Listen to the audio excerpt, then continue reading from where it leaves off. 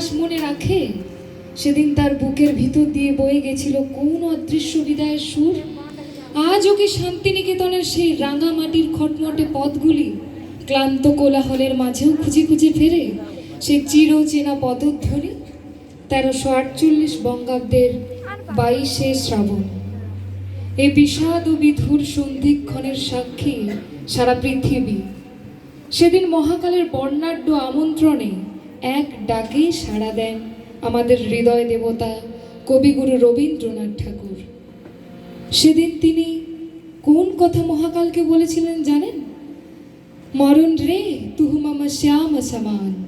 কবির দ্বারে এসে মৃত্যু যখন কড়া নেড়েছিল, সেই দিন বোধহয় নির্বোধ মৃত্যু ঠিক জানত না যে গগনে উদ্ভাসিত জ্বলন্ত রবি সকলকে আলোতে মুগ্ধ করে দেয়, কখনোই সে রবিকে হাতের মুঠোতে আবদ্ধ করা যায় না।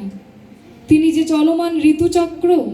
তাই আজকে কবির মৃত্যুতিথি কেবলই দিনপঞ্জিকার ক্ষয়িষ্ণু সংখ্যা নয়, এ যেন প্রেমের মহাকাশে আঁকা এক শাশ্বত নীহারিকা।